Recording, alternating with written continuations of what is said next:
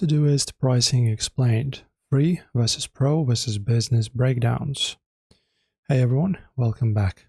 If you've been searching for a clean, reliable and frictionless task manager to finally get your life, business or day-to-day schedule organized, you've almost certainly run into Todoist. But as soon as you head over to their pricing page, you're hit with 3 different tiers: beginner, pro and business. And that's where the confusion starts. So, is the free version actually usable for real work, or is it just a stripped down demo meant to force you into a subscription? Are the paid upgrades actually worth your hard-earned money, or are you paying for features you'll never touch? So in this comprehensive guide, we're going to break down every single step-by-step tier, and also we'll look at project limits, custom reminders, calendar layouts, and team collaboration rules, and also billing policies and money-saving hacks so you know exactly which plan fits your budget and workflow. And guys, also if you want to try Todoist yourself, while we go through these features, you can use my link down below in the description to organize your work and personal tasks with a free trial access link. It's the easiest way to jump into the dashboard and test out the premium tools side by side with this breakdown. So let me walk you through everything you need to know. Alright, so let us start with the first section, which is the beginner, also known as free, plan breakdown. So let's start with the foundation, the beginner plan, and this is a Todoist baseline free tier. So the first thing you should know is that unlike a lot of productivity software that locks you out after a 14-day trial, Todoist's beginner plan is completely permanently free. You don't need to put down a credit card, and you can stay on it for years if it fits your needs. And let's discuss the bundle that you get inside the free beginner workspace. So, firstly, active project allowance. You can create up to 5 active personal projects at any given time. Natural language processing. You get full access to Smart Quick Add, meaning you can type submit weekly budget report every Friday at 4 p.m. P1, where P1 is the urgency level. I already explained this in other videos. And Todoist will automatically set a recurring task, schedule the time, and flag it as top priority. Then guys, flexible task views. You can freely switch between standard list layouts and board, which is Kanban columns, depending on how you prefer to visualize your work. Then guys, we have basic search and filtering. You get 3 saved filter views to isolate specific types of tasks alongside a 1-week activity history log to review what you completed over the past 7 days. Then we also have standard integrations. You can link your account with Google Calendar, Outlook, and your email inbox to turn messages directly into actionable tasks. And lastly, we have AI voice capture. You get up to 10 Ramble voice-to-task sessions per month, which lets you speak unstructured voice notes that Todoist convert into organized tasks. So now, who is the free beginner plan genuinely built for? If you are a student tracking homework deadlines, someone managing a basic grocery or household errand list, or a casual user who just wants a fast digital notepad, the free plan is fantastic. However, most power users hit a wall quickly. The biggest friction point is the 5 project limit. Think about it. If you create 1 project for work, another for personal, for household, 1 for fitness and for side projects, you are already completely maxed out. If you want to build dedicated sub-projects for specific clients, travel itineraries, or long-term goals, you'll immediately run out of room. Okay, and now section 2, and we will discuss the Pro plan. This will be a deep dive and also feature breakdown. So that brings us to the plan built for solo power users, freelancers, and busy professionals, Todoist Pro. So let's look at the pricing breakdown first. So guys, if you choose the month-to-month Todoist, you get $7 per month. And if you switch the toggle to yearly, which is the annual, the price drops down to $5 a month, which is built as a single annual charge of $60 per year. Selecting the annual plan saves you 20% right off the top. Right, and now let's also discuss what Pro gives.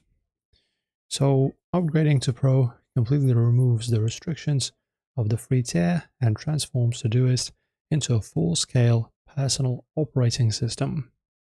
And here's the features that you unlock. So massive project capacity.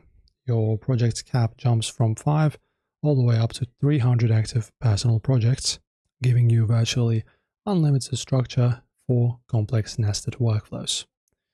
Then visual calendar and duration tracking. You unlock the calendar layout, allowing you to switch from a basic list view into an interactive daily or weekly time grid. You can also assign task durations, like setting an item for 45 minutes, so you can perform true time blocking directly inside your schedule. Custom location and time reminders. So on the free plan, you have to manually remember to check your app. Pro unlocks automatic push, email, and location reminders. You can set Todoist to ping your phone the exact moment you arrive at the office or leave home. Advanced filter engine 2, so your filter capacity expands from 3 to 150 custom filter views. You can write complex search queries like overdue NP1 or add computer and 30min to instantly pull up exact tasks based on your current location and energy level. Then we also have unlimited reporting and backups. You get full access to your entire historical task activity log, productivity graphs, automatic daily system backups, up to 25 megabytes file attachments, and access to Task Assist AI for smart scheduling recommendations. And guys, if you also want to try to do this yourself and test out these custom location reminders and calendar time blocking features today, you can use my link down below in the description to organize your work and personal tasks with a free trial portal. So also guys, if you rely on Todoist every single day to run your job or business, the $5 a month on the annual plan pays for itself almost instantly just through save time and automated reminders. Alright guys, and the next section, the business plan breakdown, which is team collaboration tier. So a lot of people assume business is just a higher tier for individuals, but it's actually specifically designed for teams, small agencies, and organizations that need centralized administrative controls.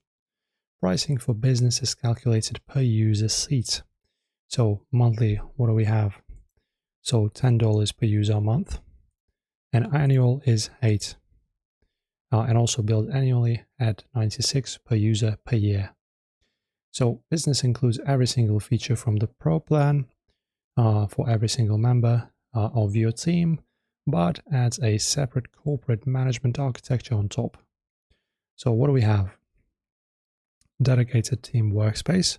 Instead of mixing personal grocery lists with work deliverables, business creates an entirely separate shared team workspace on your left sidebar.